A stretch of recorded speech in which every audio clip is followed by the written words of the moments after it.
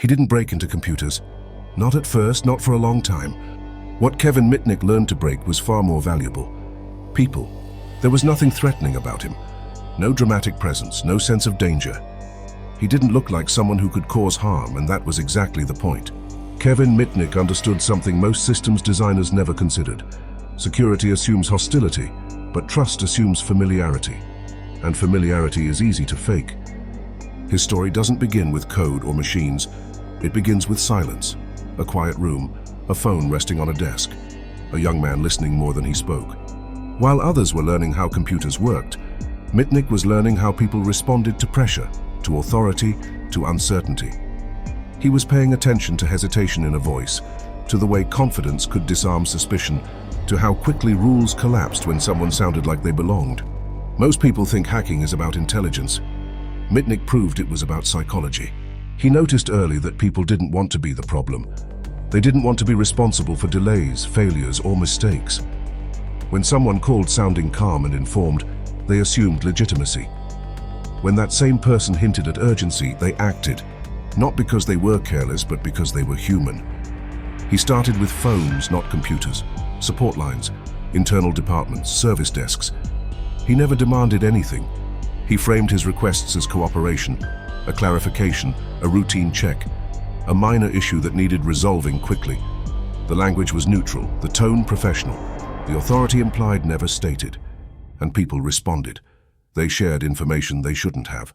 Small details at first, internal terminology, names, procedures, pieces of systems that meant nothing on their own, but everything when combined. Mitnick was patient. He understood that trust builds incrementally. One answered question made the next one easier. What made him dangerous wasn't speed, it was restraint. He didn't rush conversations. He let silence work. When someone hesitated, he didn't push, he reassured them. When someone questioned him, he redirected. He never argued, he never sounded defensive. His confidence wasn't aggressive, it was comforting. That was the mistake people made. They associated danger with intensity. Mitnick was calm. Over time, he developed a method. Not written down, not formalized, but consistent. Establish credibility. Create a mild sense of urgency. Offer reassurance. Remove friction. The goal wasn't to steal information, it was to make giving it away feel reasonable. This wasn't hacking as most people imagined it. There were no alarms, no breaches, no visible damage. Systems remained intact. Logs showed nothing unusual. The only thing compromised was judgment. And because there was no immediate consequence, no one realized what had happened. Mitnick learned that systems don't fail when attacked. They fail when people feel safe. He understood hierarchy. People defer upward. They comply laterally. They question downward. So he adjusted his role accordingly. Sometimes he was technical support. Sometimes an external contractor. Sometimes someone fixing a mistake before it became visible. He never stayed one identity for long. Familiarity creates memory. Memory creates risk. What made his approach nearly invisible was that it mirrored normal work behavior. Employees are trained to cooperate, to solve problems, to help. Mitnick didn't exploit ignorance, he exploited professionalism. And while companies invested in stronger passwords and better encryption, he bypassed all of it by asking the right person the right question at the right time. Eventually, his actions began to accumulate. Access led to access. Information led to control. He wasn't interested in chaos. He was interested in understanding, in mapping systems through people, in seeing how far trust could stretch before it broke.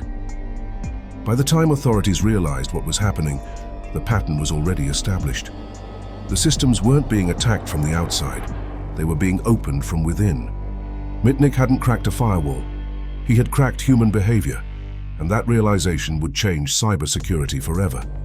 He never rushed. That was one of the reasons he stayed invisible for so long. Kevin Mitnick understood something critical. Speed creates mistakes, and mistakes create records. Every action he took was measured against one question. Would this look normal if someone reviewed it later? If the answer was no, he didn't do it. He wasn't interested in forcing entry. He was interested in blending in so completely that no one thought to look. The systems he interacted with weren't weak. Many were well designed. protected by layers of security policies, access controls, and internal checks. But none of those systems were built to question intent. They assumed that anyone who spoke the right language belonged there. Mitnick learned that language fluently. He listened carefully to how employees talked about their work, internal jargon, abbreviations, the rhythm of how problems were described. When he called, he mirrored that rhythm perfectly. He didn't sound like an outsider asking questions. He sounded like someone solving a problem alongside them. People relax when they feel understood. He rarely asked directly for sensitive information. Instead, he framed questions around tasks, processes, troubleshooting. "I just need to confirm one thing before I push the fix." That sentence alone opened doors that security protocols were supposed to keep closed. Employees didn't feel like they were giving anything away. They felt like they were being helpful. And helpfulness was the vulnerability no firewall could patch. Mitnick also understood timing. He called during busy hours when people were juggling multiple tasks. Cognitive overload reduces skepticism. When attention is divided, authority fills the gaps. He knew when to sound urgent and when to sound routine. Too much urgency raised suspicion. Too little slowed results. He calibrated it precisely. What made his approach devastatingly effective was that it required no technical footprint, no malicious code, no intrusion alerts, no failed login attempts. From a systems perspective, nothing unusual was happening. Credentials were used correctly. Access was granted through legitimate channels. Everything looked normal. That normality was the camouflage. Over time, Mitnick built a mental map of entire organizations, not through documents or schematics, but through conversations. Who reported to whom, who trusted whom, who felt insecure in their role, who wanted to prove competence. He didn't need databases when people provided the structure willingly. Each interaction strengthened the next. Information gained from one department gave him leverage with another. A name mentioned casually became a credential later. A procedural detail shared off the record became the foundation of a larger access chain. This wasn't opportunistic behavior. It was systematic. Mitnick treated organizations as ecosystems, not targets. He observed how information flowed, where decisions stalled, and where accountability blurred. In those gaps, he operated freely. The absence of clear ownership created permission. When no one felt responsible, everyone assumed someone else had approved it. He exploited ambiguity more than ignorance. As his confidence grew, so did the scope of his actions. He moved beyond simple access and into deeper layers of control. Still, he avoided actions that would draw attention. He didn't disrupt operations. He didn't cause outages. He didn't leave visible damage. Disruption invites investigation, silence does not. The most dangerous attacks are the ones that don't announce themselves. Eventually, fragments of unusual behavior began to surface. Not alarms, patterns, small inconsistencies, access that didn't quite align with job roles, information appearing where it shouldn't. But without a clear breach, there was nothing concrete to pursue. Each anomaly taken alone was explainable. Together, they formed a picture no one was looking for yet. Mitnick relied on that fragmentation. He understood that organizations struggle to connect dots across departments. Security teams see systems, HR sees people, management sees results.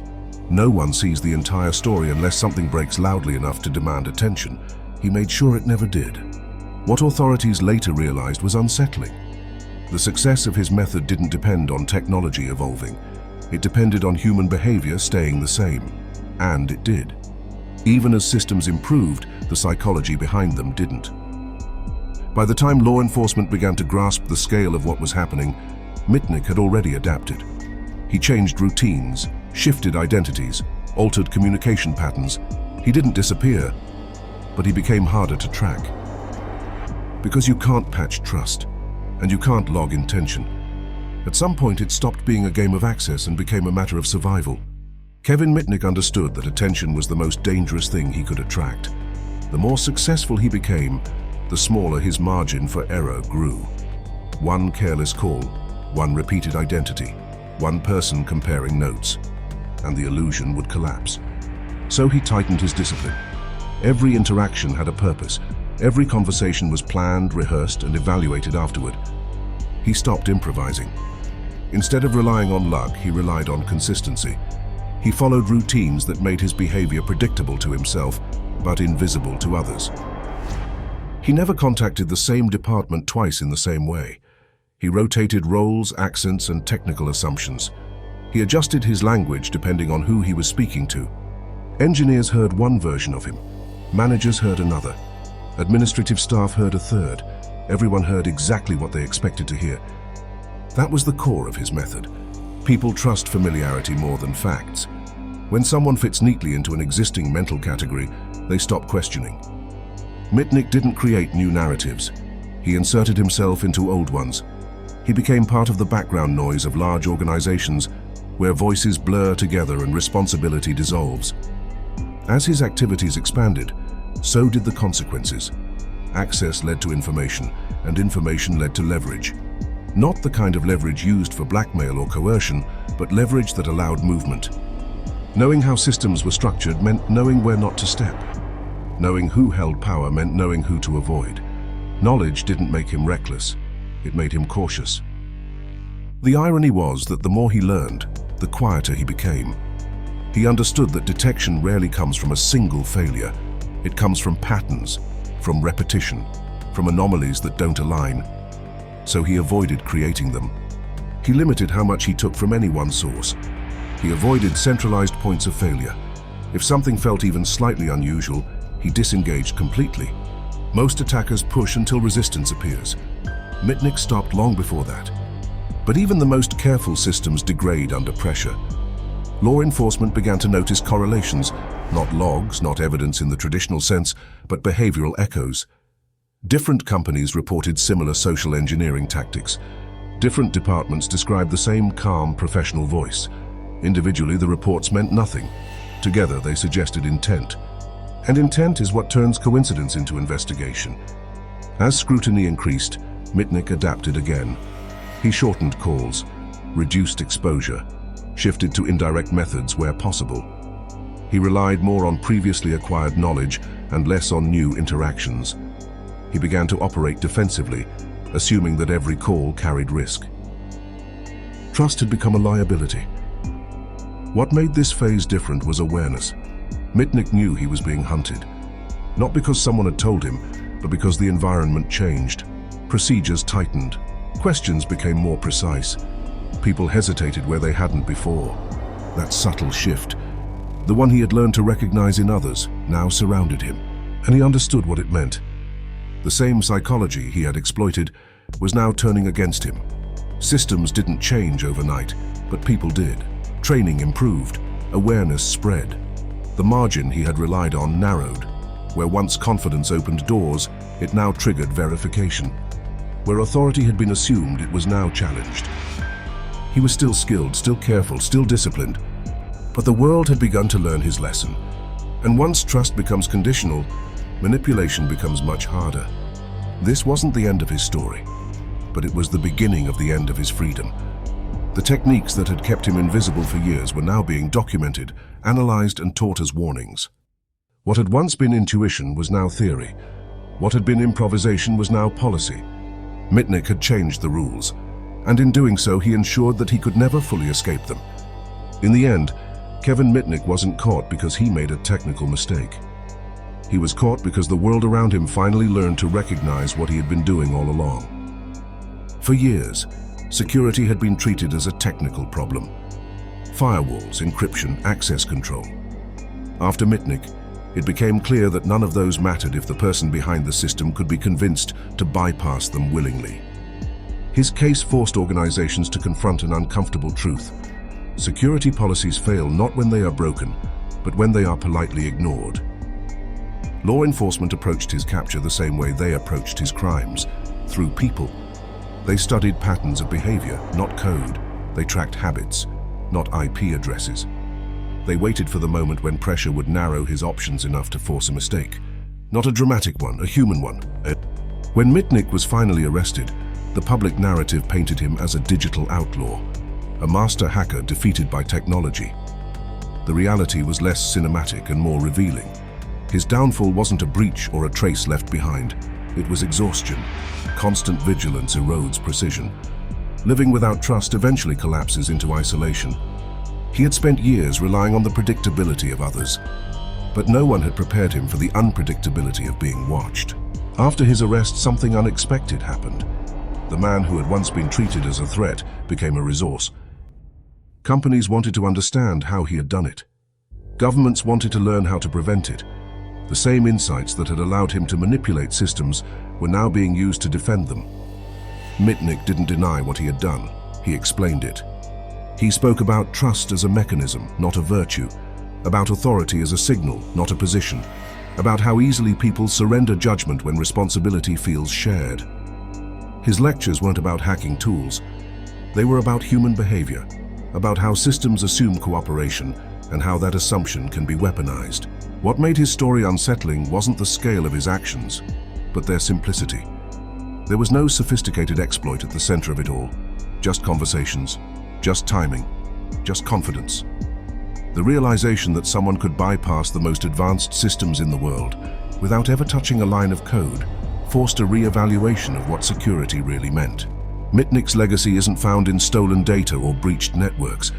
It's found in training manuals, awareness programs, and the quiet hesitation people now feel before sharing information, even with someone who sounds legitimate. He didn't just expose weaknesses, he changed expectations. The systems he once moved through effortlessly now question intent by default. Verification replaced assumption.